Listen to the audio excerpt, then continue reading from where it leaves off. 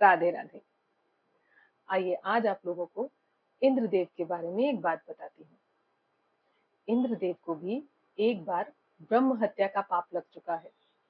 हाँ, उन्होंने अपने ही गुरु विश्वरूप की हत्या कर दी थी।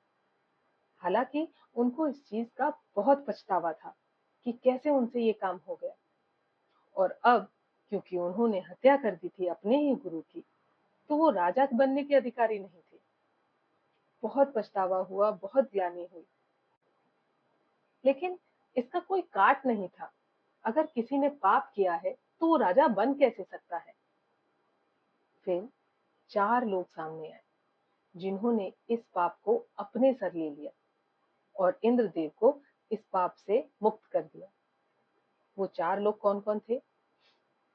पृथ्वी, जल, वृक्ष और स्त्रियां।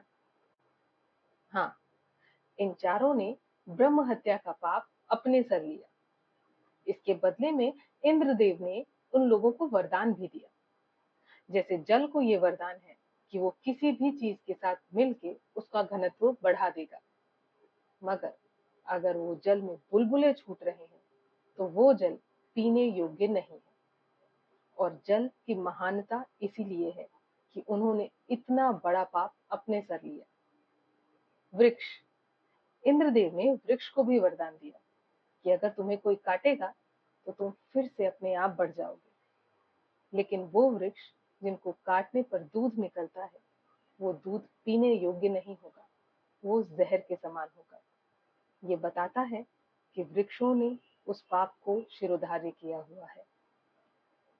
पृथ्वी, पृथ्वी को ये वरदान दिया था कि आपके गड्ढे अपने आप ही भर जाएंगे। लेकिन अगर उस पृथ्वी में कुछ मरुस्थल जगह है, वहां के सभी लोग उस पाप के भागीदारी होंगे। स्त्रियां, स्त्रियों को ये वरदान दिया था कि आपकी प्रजनन शक्ति बनी रहेगी, आपकी कामुकता बनी रहेगी। लेकिन उनके रजस्वला होने का जो समय होता है, वो इस समय को दर्शाएगा कि आप अभी भी इंद्र के किए हुए उस पाप को जो आपने लिया था वो भोग रहे हैं।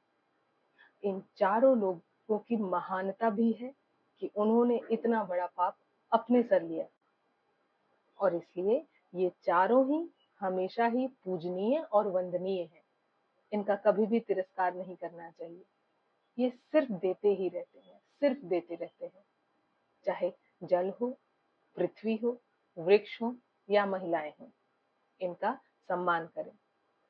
आशा करती हूँ आपको ये बात पसंद आई होगी। मिलते हैं नेक्स्ट वीडियो में, तब तक के लिए जय श्री राम।